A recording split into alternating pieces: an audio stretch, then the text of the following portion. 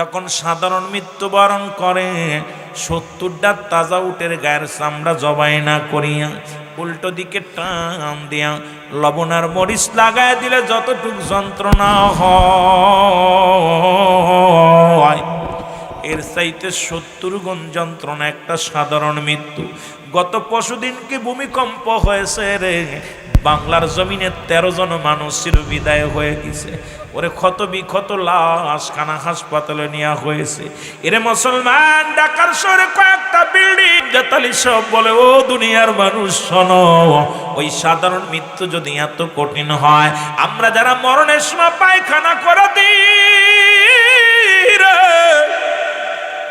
এই মরণের সময় অনেকে প্রসাব করে দিই, অনেকের চোখ দুটি বড় বড় হয়ে যায়, অনেকের মুসলমান জিহ্বা বাইর হয়ে যায়। ওই মরণের সময় কত মানুষের জিহ্বা বাইর হয়ে যায়। ও যুবক, তাদের মৃত্যুটা বড় কত কঠিন হয়। আল্লাহ আল্লাহ, আমাদের ওই মৃত্যুটাকে তুমি সহজ করে দিও আল্লাহ। আল্লাহ, মরণের পেয়ালা এক হলো প্রথম কষ্ট, দ্বিতীয় কষ্ট কবরের মধ্যে, দ্বিতীয় তৃতীয় কষ্ট হলো কিয়ামতের ময়দানে। এই জন্য মুমিন ব্যক্তি সদা সর্বদাই মরণের জন্য প্রস্তুতি থাকে, এই জন্য ইবাদতে মাশগুল থাকে। এই দুনিয়ার সব কিছু চূর্ণ বিচ্ছিন্ন করে দিবে আমার আল্লাহ। আল্লাহ কয় কুল্লু মান আলাইহা ফান, আল্লাহ কয় দুনিয়ার মানুষ শোনো, এই পৃথিবীর মধ্যে যা কিছু আছে আমি আল্লাহ চূর্ণ বিচ্ছিন্ন করে দিব। এই জমিনের মধ্যে যা কিছু আছে আমার আল্লাহ চূর্ণ বিচ্ছিন্ন করে দিবে। এই জমিনের মধ্যে মাটিগুলো পোড়ায়া তামা বানায়া দিবে। কত মানুষের মাটি ফাঁকি দিলা, কত জমি নিজের নামে লেখা নিলাম। আরে মুসলমান শোনো, এই পানিশ্বরের জমিনে এমনও মানুষ আছে নিজের বোনের সম্পদ নষ্ট নিয়ে নিছে রে মুসলমান, ভাইয়ের সম্পদ জোর করে লেখে নিছে রে বাজান। এই পানিশ্বরের জমিনে কত বাবা আছে তার সন্তানের হক আদায় করে নাই, ওরে মুসলমান নিজের মেয়েকে ফাঁকি দিছে রে মুসলমান, শুনে নাও। আর এই জমিনটা আমার আল্লাহ চূর্ণ বিচ্ছিন্ন করে দিবে।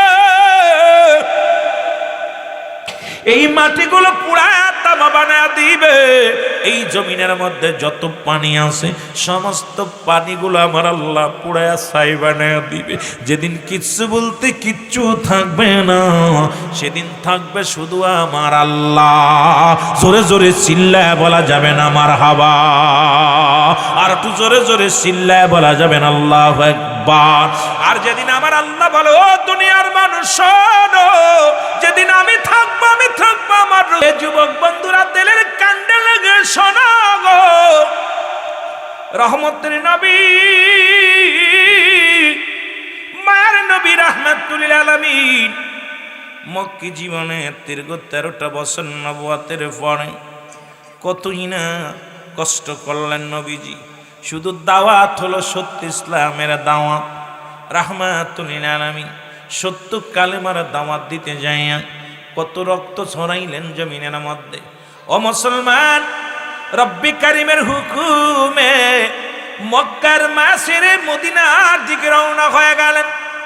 মদিনার কথা বলতে যায় আরে নবীর সম্মানের মধ্যে ডুব দিতে যাইয়া ছোট্ট একটা কথা মনে পড়ে গেল, আলোচনা না করলে আর ভালো লাগছে না বাবা। ছোট্ট দুইটা যুবক, ছোট্ট দুইটা নাবালক মানুষ, আমার নবীর পাগল হযরত মাস রাদিয়াল্লাহু তাআলা, এই দুনিয়ার মধ্যে তার দুটি কলিজার দুটি সন্তান, ছোট্ট ছোট্ট দুটি মাসুম বাচ্চা মদিনার বুকে। একজনের বয়স ছিল সবে মাত্র 10, আর একজনের বয়স ছিল সবে মাত্র 8। আমার নবীর প্রেমের মালা কেমনে গলায় পড়েছিল।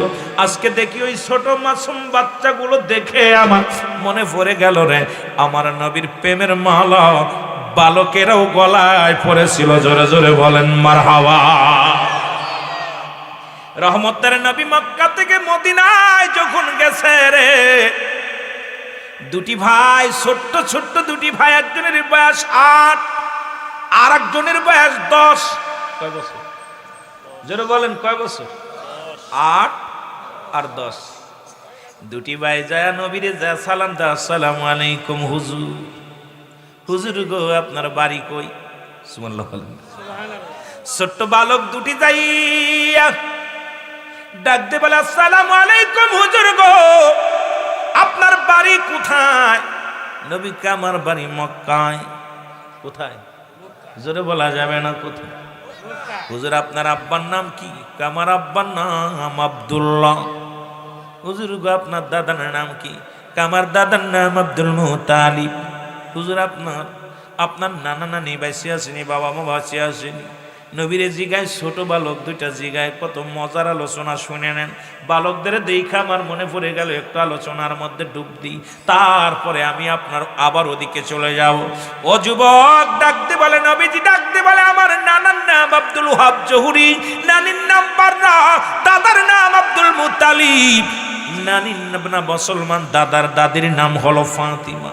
ও যুবক, ছোট বাচ্চা দুটি নবীজির মুখের দিকে তাকায় তাকায় কইয়া, ইয়া রাসূলুল্লাহ, ইয়া হাবিবাল্লাহ, আপনার তো সবাই আছে, আপনার বাবা কি বেঁচে আছে? নবী কয় না। কয় আপনার মা কি বেঁচে আছে? বলেন না। বালক দুইটা নবীজির ইন্টারভিউ নেয়, ভালো করে শুনে নেন।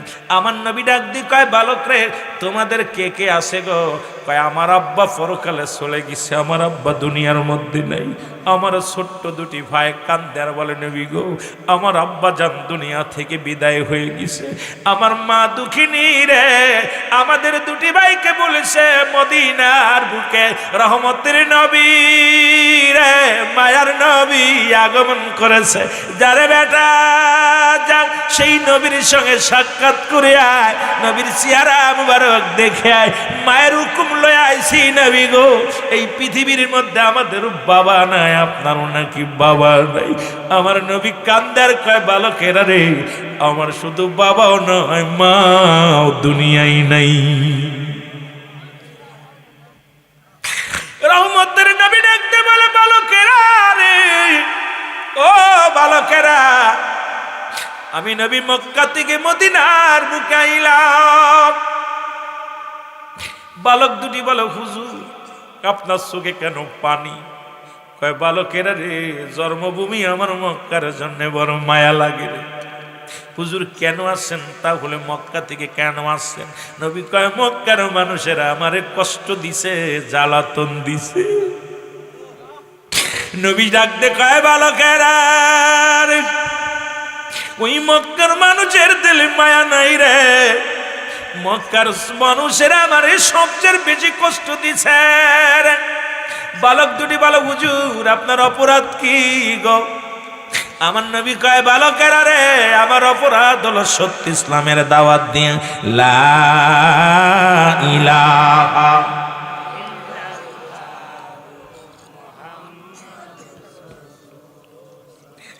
ও নবীর প্রেমিকেরা শুনে নাও। বালক দুটি ডাক দিয়ে বলে, নবী গো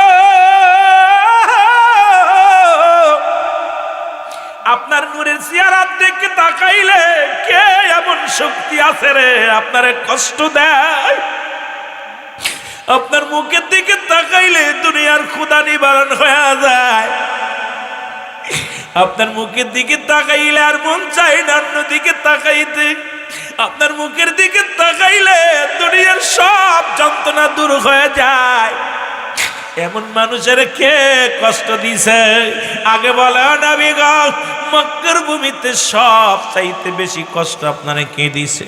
আমার নবী কয়, বালকেরা রে মক্কার জমিনে সব চাইতে বেশি কষ্ট দিছে আবু জেহেল। জোরে জোরে চিল্লায় বলা যাবেন আল্লাহু আকবার। নবীজি ও কান্দে, বালক দুটো কান্দে, হুজুর আপনারে কষ্ট দিল, আপনার এই নূরের চেহারা দেখা তো আসমান জমিনের চাইতে সবচেয়ে সুন্দর আপনি। এই মানুষটা বাইয়ে নাথ, উত্তম ব্যবহার, উত্তম আখলাক, উত্তম চরিত্র ছিল আমার রাসূলুল্লাহ। আহা, নবীজি কত বালকদের কত আদর করতেন, মুরব্বীদের সম্মান করতেন। নবীজি কোনোদিন কারোর সাথে একটু শব্দ, এমন হযরত আনাস রাদিয়াল্লাহু তাআলা বলেন যে আমি আমার হুজুরের কদমে দীর্ঘ 10টা বছর খেদমত করলাম, খোদার কসম আমার নবীজি কোনোদিন আমাকে ধমক দিয়ে কথা বলে নাই। কত ভুল করছি, আমার নবী কোনোদিন ধমক দেয় নাই। কি আদর্শ, কি প্রেম নবীজির ভিতরে ছিল।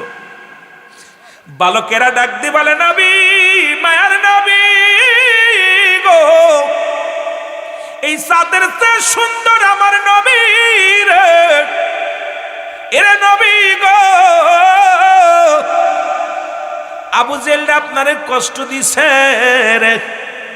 দুই ভাই প্রতিজ্ঞা করে ডাক দে, বলে বড় ভাই আমরা দুই ভাই প্রতিজ্ঞা করলাম রে, আমার নবীর কষ্ট দিছে আবু জেহেল শুনেছি, ওই আবু জেহেলকে আমরা দুই ভাই চিরতরে বিদায় করে দিব। জোরে বলেন মারহাবা, আরো জোরে বলো আল্লাহু আকবার।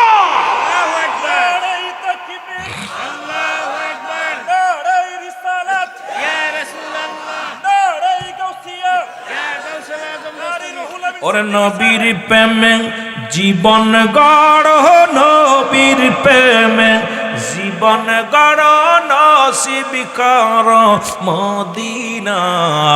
নবীজিকে না দেখাইয়া কবরে ডাক দিও না আল্লাহ নবীজিকে।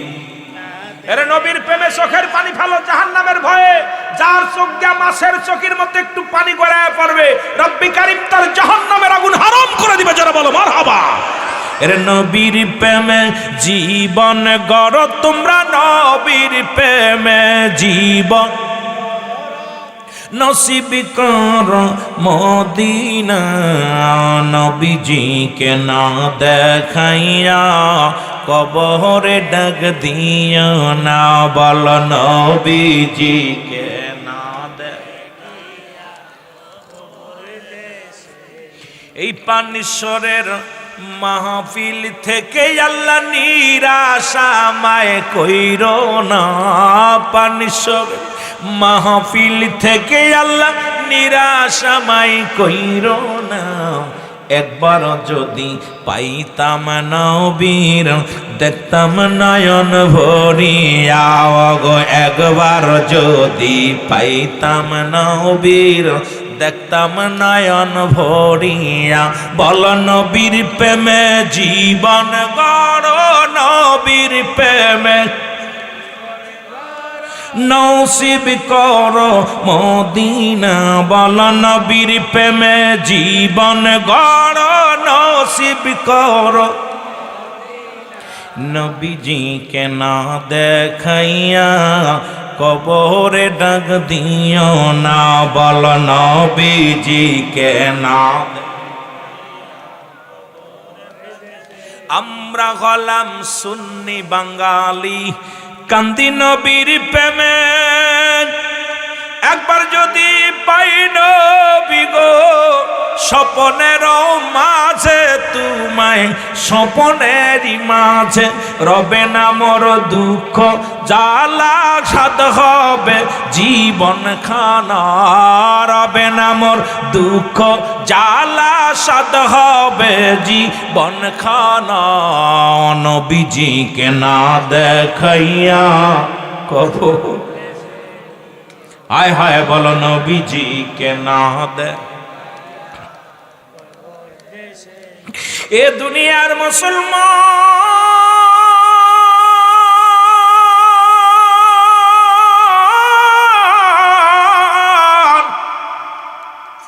রহমতের নবী ডাক দেখায়, বালকেরা রে আয় আমার কাছে। বালকদের ভালোবাসা দিকে নবী বুকের ভিতর নিয়ে টান দিছে, আহারে আমার তোর এত ভালোবাসিস নবী গো, আপনার এই চাঁদের মতো মুখখানা, চাঁদের সেই তো সুন্দর, আপনাকে কষ্ট দিছে, আঘাত করছে, আপনাকে নির্যাতন করছে নবী, আমরা সহ্য করতে পারি নাই। এই বড়া ফরাডারে পাইলে আমরা চিরতরে বিদায় করে দেব। মারহাবা। দেখতে দেখতে মাহে রমাদান চলে আসলো। ওই বছরে মাহে রমাদান রোজা রোজা। এদিকে মুসলমানদের মক্কার জমিনে যত মুসলিম ছিল তাদেরকে কাফেরেরা অত্যাচার করা শুরু করলো। মুসলমানদের বাড়িঘর দৌড় পুরাইয়া দেওয়া শুরু করলো, মুসলমানদের রক্তাক্ত করা শুরু করলো। শুধু কালেমা পড়ার অপরাধে দুষ্ট আবু জেহেল, আবু লাহাব, আবু সুফিয়ানের দলের লোকেরা আমার নবীরা শেখদের উপরে নির্যাতন বাড়িয়ে দিল। মক্কা থেকেই দিনে দিনে নবীর প্রেমিকেরা মদিনার দিকে আসতে শুরু করলো। আমার নবীজি কান্দে, আল্লাহ আমি মক্কার জমিনে আমি মুসলমানদের রেখে আসেছি, আল্লাহ তাদের কি উপায় হবে, আল্লাহ তাদেরকে তুমি দয়া করো। প্রতিদিন খবর আসে নবী গো অমুক গোত্রের দুজনকে চিরতরে বিদায় করে দিছে, অমুক গোত্রের বাড়ি ঘর পুড়ে দিছে, অমুক ব্যক্তির আঘাত করেছে। আমার নবীজি বসে বসে কান্দে। আমার আল্লাহ বলে জিবরিল রে যা যা আমার হাবিব রে বলে দেয় আমার হাবিব যেন বাতিলের সঙ্গে লড়াই শুরু করে। জোরে বলেন মারহাবা। আর একটু জোরে বলো। জিবরিল আমিন কয় রাসূল আপনি কাঁদতেছেন কেন? কয় মক্কার জমিনে অসংখ্য মুসলমানদের নির্যাতন করা হয়, বাড়ি ঘর থেকে উচ্ছেদ করা হয়, আমি নবী বড় কষ্ট পাচ্ছি।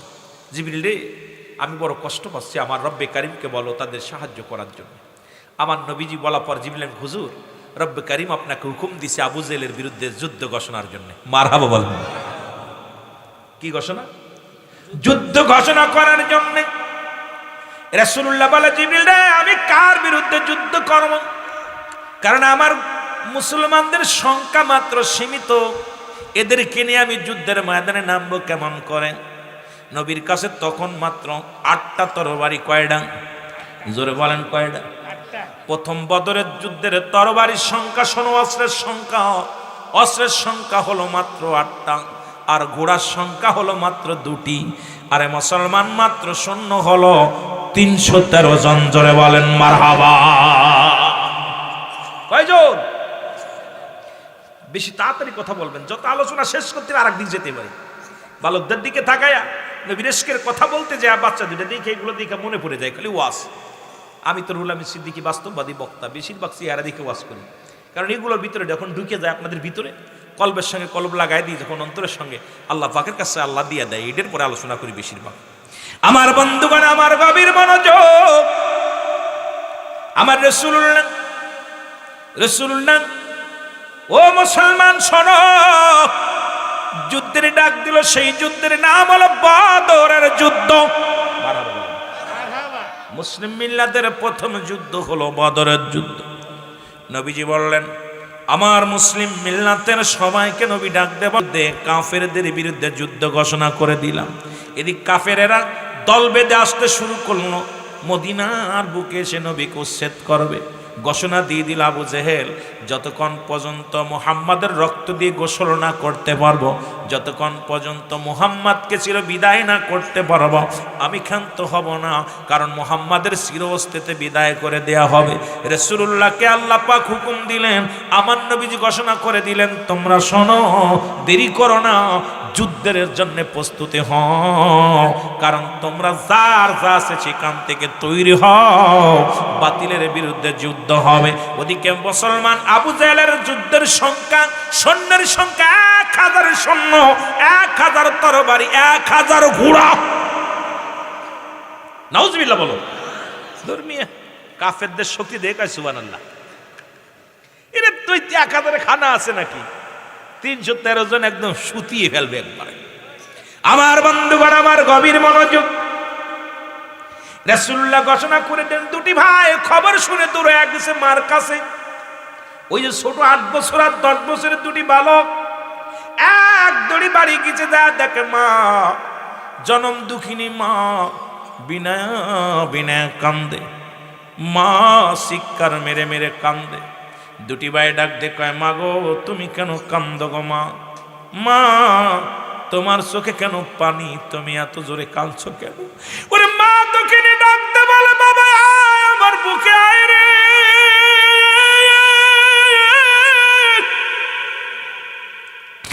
আমার নবী যুদ্ধের ডাক দিছে রে, আজকে যদি তোমার বাবা বেঁচে থাকতো যুদ্ধের ময়দানে যা শহীদ হয়ে যেত, আমি কিয়ামতের ময়দানে রব্বে কারিমের দরবারে দাঁড়ায় বলতাম আল্লাহ আমি শহীদের বিবি,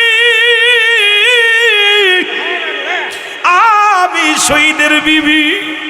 বাবারে আজকে আমি শহীদের বিবি হতে পারছি না, কারণ আমার নবী মহিলাদেরকে যুদ্ধে নিবে না, আমিও যেতে পারবো না। আজকে তোমার বাবা যদি বেঁচে থাকতো ওই যুদ্ধের ময়দানে যাইতো, পরে তরবারি ধরে যুদ্ধ করত, জীবন দিয়া দিত, আমি রব্বে কারিমের দরবারে দাঁড়ায় বলতাম আল্লাহ আমি শহীদের বিবি।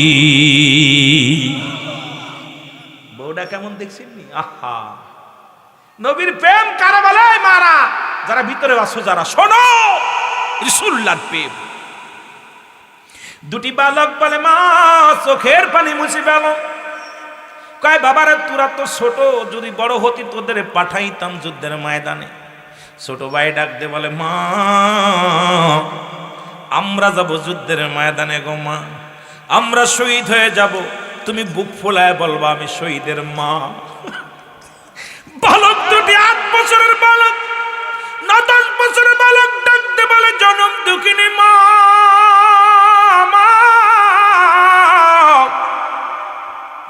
আমরা যাব যুদ্ধের ময়দানে, রাসূলের প্রেমে জীবন দিয়া দিব, তুমি শহীদের মা বলে উঠবে কিয়ামতের ময়দানে। মা বলে, বাবারে তোরা তো ছোট, তোরা তো ছোট, তোমরা কেমন করে যাবে? ছোট ছেলে ডাক দে কয়, মা আমরা ছোট, কিন্তু আমার আল্লাহ তো ছোট না। দেখছেন নি প্রেম কারে কয়? বালক 8 বছর বালককে, মা ও মা আমরা ছোট, কিন্তু আমার আল্লাহ কি ছোট? মা কয়, বাজান রাসূল তো তোদের নিবে না, ছোট মানুষ। মা গো বিদায় দাও। 2 ভাই 2 মায় মায়ের বুকের মধ্যে গলা ধরে কাঁদতে লাগলো, মা আমরা যুদ্ধের ময়দানে যাব, বিদায় দাও, কারণ আমার রাসূল কষ্ট পাবে, আমার রাসূল যুদ্ধের ময়দানে যাবে, বদরের যুদ্ধে আমরা অংশগ্রহণ করব। মা 2 ভাইয়ের 2টি মুখের মধ্যে চুমা দিয়া বুকের মধ্যে টান দে কয়, বাবারে আমি তোদের বিদায় করে দিলাম, আমি কিয়ামতের ময়দানে শহীদের মা হয়ে উঠতে চাই। জোরে বলেন মারহাবা, আরো জোরে বলো মারহাবা। কেমন মা, শাম বিবিও যেমন, আহা, আর আমাদের মারা মাহফিলে আসবে, কয় যে যাস না ঠান্ডা লেগে যাবে না। বড়া পড়া মা গান শুনতে পাঠায়, বাজারে পাঠায়, মেলায় পাঠায়, আজকে পাঠায় দেয়, ফজর আজান দিছে নামাজ পড়তে উঠাই দেয়, যাও নামাজ পড়ে আসো, মাহফিল হচ্ছে যাও। মাদ্রাসার তালবেলেম গুলো বাদ দিলে আর ছোটতা নাই। আজকে আপনাদের গ্রামের সব ছোটগুলো সব মারা গেছে মনে হয়, এই কটা তালবেলেম বাদ দিলে আর নাই। দুঃখ, যুবকরা যা আসনে দাঁড়ায় আছে, ভিতরে আইবা বা তোদের ওয়াজ করবো সময় পেলে। আমার বন্ধুগণ, আমার গভীর মনোযোগ খেয়াল করবেন, আলোচনা খেয়াল করবেন। মা জননী বিদায় করে দিলেন, রাসূলুল্লাহর কদমে চলে গেলেন 2টি ভাই। রাসূলুল্লাহ দেখে ছোট ছোট বালকেরা বৃদ্ধ মুসলমান, কানা খুড়া ল্যাংড়া সব কাতারবন্দি হয়ে গেছে।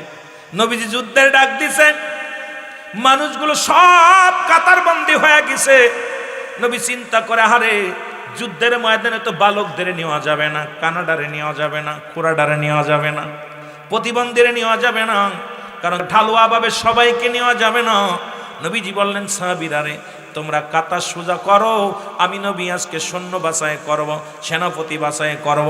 ও সাহাবীরা তোমরা কাতা সোজা করে দাঁড়াও, আমি আজকে মাপ দিয়ে সিলেক্ট করব। জোরে জোরে বলো মারহাবা।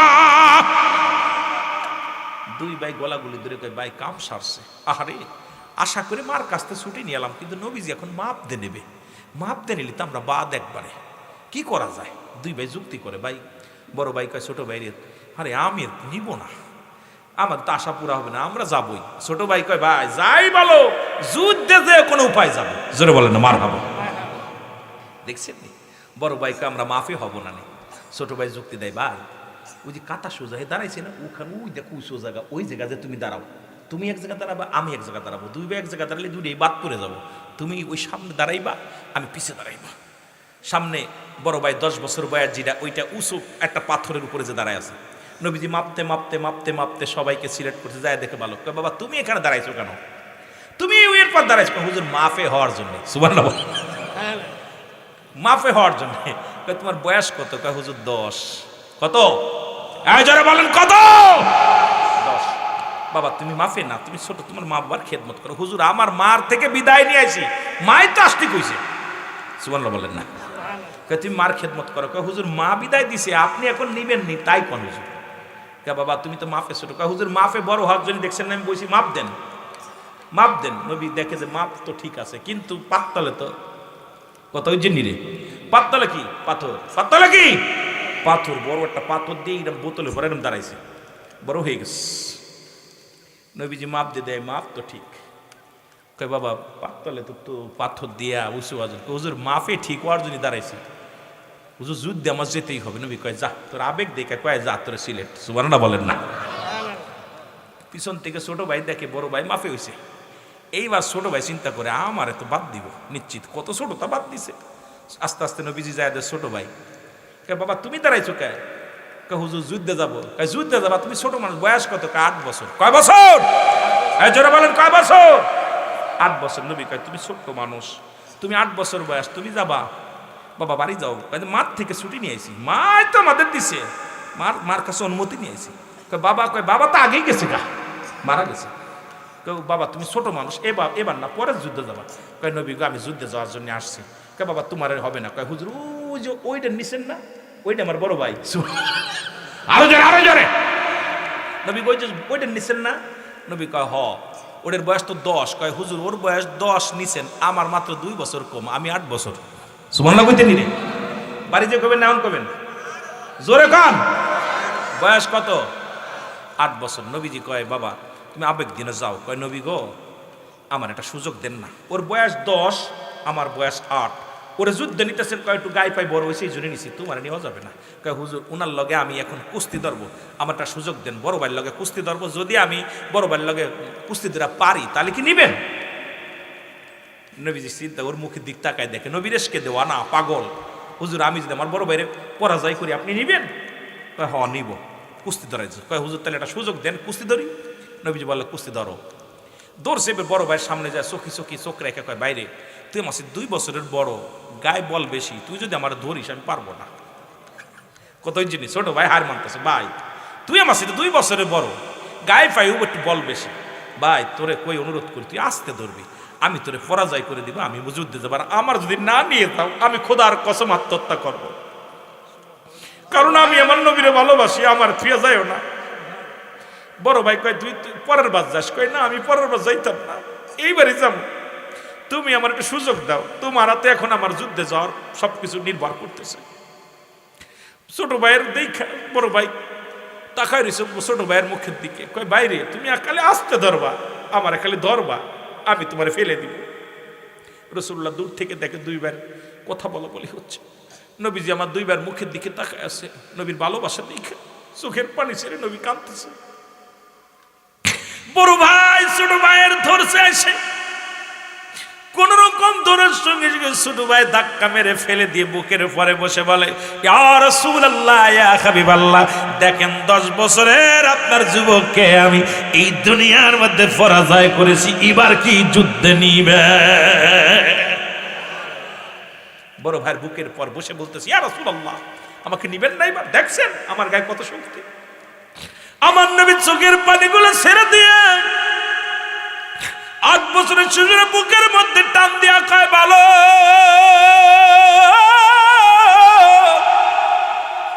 তুমি তোমার নবীর এত ভালোবাসো, তুমি তোমার নবীর তুমি এত ভালোবাসো, বলে ইয়া রাসূলুল্লাহ ইয়া হাবিবাল্লাহ, সারা পৃথিবী একদিকে আমার নবী একদিকে রে, আমি জীবনের পরোয়া করি না, মৃত্যুর ভয় করি না, আমার নবীর জন্য আমি তাজা প্রাণ দিতে পারি। জোরে জোরে চিল্লায় বলা যাবে না মারহাবা। নবী মুহাম্মদ সাল্লাল্লাহু আলাইহি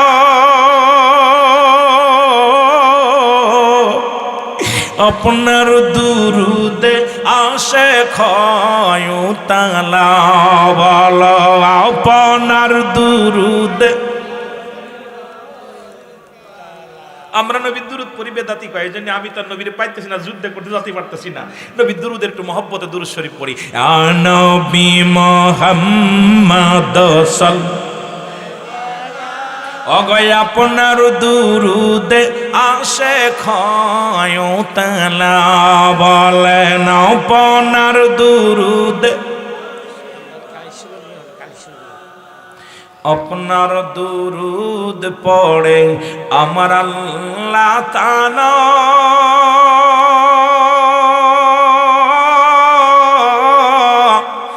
আপনার দুরুদ পড়ে ফেরেশতারা ইয়া নবী বলো ইয়া নবী মুহাম্মদ আপনার দুরুদে আসে ক্ষয়। এ যুবক, রাসূলুল্লাহ যুদ্ধের ঘোষণা দিলেন 113 জন সৈন্য নিয়ে। নবীজি কান্দে বলে রব্বে কারীম, ওই বদর প্রান্তের দিকে আগা আসে কাফের সৈন্য 1000 সৈন্য, 1000 তরবারি, 1000 ঘোড়া নিয়ে। আল্লাহ, এই 313 জন যদি মারা যায়, আমি দিন ইসলামের দাওয়াত কার কাছে দিব? কালেমার দাওয়াত কার কাছে দিব? রব্বে কারিম ডাক দে কয় জিবরিল রে, আমার নবী আছে, আমার নবী প্রেশানিত আছে, দৌড়ায়া যাও আমার হাবিবকে জানাইয়া দিয়ে আসো সৈন্যের সংখ্যা 313 নয়, আরো 8000 সৈন্য আমি আল্লাহ আমার হাবিবের জন্য পাঠায়া দিলাম। জিবরিল আলাইহিস সালাম, আসসালামু আলাইকুম হুজুর। ওয়ালাইকুম আসসালাম। জিবরিল তুমি কেন আইছো? এখন ওহী নিয়ে আইছো? কই না হুজুর, ওহী নিয়ে আসি নাই, আপনার জন্য একটা শুভ সংবাদ। কই কি হুজুর, আপনি কি ভয় পান? কই না হুজুর, আপনি জিবরিল রে আমি আশঙ্কিত আছি, আমি যদি এরা যদি মারা যায় আমি কার কাছে কালেমার দাওয়াত দিব? মাত্র 313 জন। জিবরিল কয় হুজুর, রব্বে কারীম আমার সাথে 3000 পাঠাইছে। কয় হাজার? এই জোরে বলেন কয় হাজার? 3000 সৈন্য দিয়ে পাঠাইছে আমার কাছে, তরবারি দিয়ে অস্ত্র দিয়ে পাঠাইছে। আর আরো 4000 প্রস্তুতি আছে, ওদিকে 5000 প্রস্তুতি রাখছে আল্লাহ। প্রস্তুতি ওটা গোডাউনে রেখে দিচ্ছে আল্লাহ, যদি আপনার লাগে ডাক দিলে চলে আইব। আমি 3000 নিয়ে চলে আসি। সুবহানাল্লাহ বলেন না? নবীজি একটা মিসকি হাসি দিয়ে কয় চলো যুদ্ধের ময়দানে। যুদ্ধের ময়দানে রওনা হয়ে গেলেন। কাফেররা দেখে, আরে শুনলাম মুসলমানদের সংখ্যা নাকি 313 জন, এই যে হাজার হাজার দূর থেকে কাফেরদের অবস্থা কাফন শুরু হয়ে গেছে। মরিচি খালি সৈন্য, খালি সৈন্য, অবস্থা তো খারাপ। যুদ্ধ শুরু হয়ে গেল তুমুল আকারে। কাফেরদের যুদ্ধ, মুসলমানদের যুদ্ধ শুরু হয়ে গেল। আর ওই 2 মাসুম বাচ্চা খালি মানুষের কাছে গিয়ে ভাই আবু জেহেল কিনা? ওরা তো অন্য কারণ মারবে না, মারবে আবু জেহেল রে। কথা বুঝিনি? ছোটটা কয় ভাই আবু জেহেল কিনা? কই ছোট বড় ভাই আবু জেহেল কিনা? একজন কয় উই যে আবু জেহেল ঘোড়ার পরে বসে রয়েছে। 2 ভাই আস্তে আস্তে যাইতেছে আবু জেহেলের দিকে। 2 ভাই রওনা দিছে, আমাকে টার্গেট আবু জেহেল। ও আমার নবীরে কষ্ট দিছে না? কথা বুঝেননি রে? 2 ভাই যাচ্ছে। আমার বাবারা আমার, এদিকে যুদ্ধ তুমুল আকারে যুদ্ধ শুরু হয়ে গেল। মুসলমানদের 14 জন শাহাদতের পেয়ালা পান করলো। কাফের সৈন্য 70 জন বন্দী হলো, 70 জন শহীদ ইন্তেকাল করলো, মারা গেল, কতল করে দেওয়া হলো 70 জন কাফেরদের। আর মুসলমানদের মাত্র 14 জন শহীদ হয়েছিল এই যুদ্ধে। 2 ভাই যাইয়া দেখে আবু জেলের কাছে যায়, এখন ঘোড়া নাগল পায় না, পাততলে পড়ে আছে। 2 ভাই ছোট ছোট মানুষ, আবু জেল আছে ঘোড়ার উপরে, ঘোড়া অনেক বড়। এখন বড় ভাই কয় ছোট ভাইরে কি করা যায়? এটা তো মারা যাবে না, তরবারি ছোঁয়া পায় না। বড় ভাই ছোট ভাইরে কইতেছে কি করা যায়? ছোট ভাই কয় ভাইরে চিন্তা করিস না, ঘোড়ার ঠ্যাং কেটে দে। সুবহানাল্লাহ বলেন না? ঘোড়ার ঠ্যাঙে কোপ দাও, ঘোড়ার পায়ে কোপ দাও, পা পুড়ে কেটে গেলে ঘোড়া পড়ে যাবে, আমি পিছন থেকে কোপ মারবো। সুবহানাল্লাহ বলেন না? বড় ভাই ঘোড়ার পার মধ্যে কোপ দিছে, ঘোড়া যেই পড়ছে ছোট ভাই পিছনতে যায় এক তরবারি একবারে দিছে শেষ করে। পিছনতে আপনার আবু জেলের ছেলে মুসলমান, গভীর মনোযোগ, পিছন থেকে আইয়া ছোট ভাইয়ের হাতের মধ্যে মারছে কোপ। ছোট ভাইয়ের হাতটা কেটে পড়ে অল্প একটু ঝুলে রয়েছে, এরম ঝুলতেছে। তরবারি হাত থেকে ডান হাত থেকে বাম হাতের মধ্যে নিছে, নিয়া বলে ইয়া রাসূলুল্লাহ, ইয়া হাবিবাল্লাহ, আবু জেলকে তো শেষ করেছি, এখন আমার যুদ্ধ শেষ হয় নাই, আরো বাতিলকে যুদ্ধ শেষ করব বলে যখন হাতটা ডিস্টার্ব করতেছে, হাতটা পায়ের নিচেই দিয়া টান দিয়ে ছিঁড়ে ফেলে দিয়ে বলে ইয়া রাসূলুল্লাহ, আপনার ভালোবাসা আমি হাতটার কুরবানি করে দিলাম। পিছন থেকে আবু জেলের ছেলে এসে 2 ভাইকে শহীদ করে দিছে। আল্লাহু আকবার। আমার বাবারা, 2 ভাই শাহাদতের পেয়ালা পান করলেন। নবীজি শহীদের লাশগুলো নিয়ে নবীজি আফসোস করতেছে, কাঁদতেছে, দেখে 2টা মাসুম বাচ্চার লাশ। সাহাবীরা বলে ইয়া রাসূলুল্লাহ, এই 2টা কখন গেল? আমরা তো সব মাফে নিয়ে গেছিলাম, সব মাফের, কিন্তু এই বালক 2টা আলোক করে। আমার নবী চোখের পানি ঠেকায় রাখতে পারে না। আমার নবী ধাও মাও করে কেঁদে দিয়ে বলো আমার সাহাবীরা, এই বালক 2টি এমন কৌশল অবলম্বন করে আমি নবীরে ভালোবেসে গেছে, আর জীবনের মায়া ত্যাগ করে আমি নবীর জন্য শাহাদতের পেয়ালা পান করেছে। জোরে বলেন না মারহাবা? আরো জোরে বলেন মারহাবা। দিনা যাইতে পারলাম মদিনা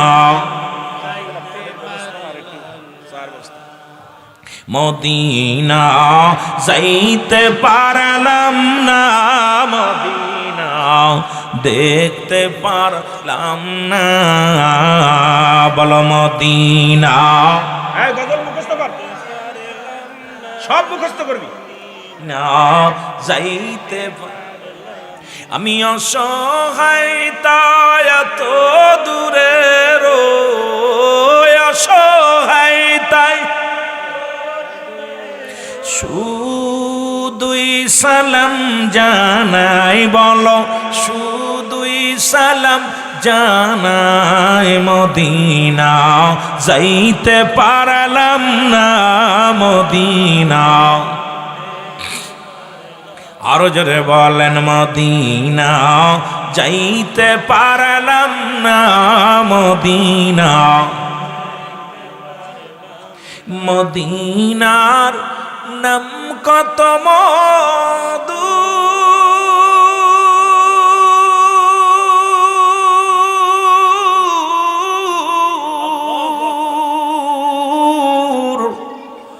মদিনা আর যে কত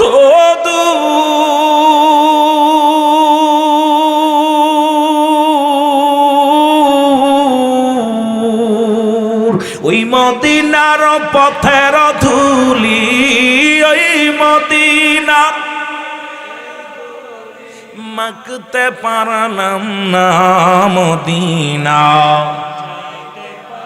মারহাবা মদিনা যেতে চান না আওয়াজ দিয়ে মদিনা দেখতে পারলাম না মদিনা যাইতে পারলাম না মদিনা মদিনা নাম কত সুন্দর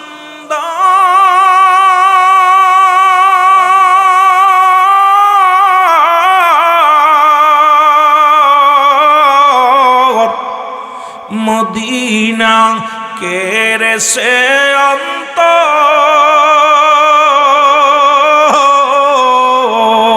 ওই মদিনার পথের ধুলি ওই মদিনার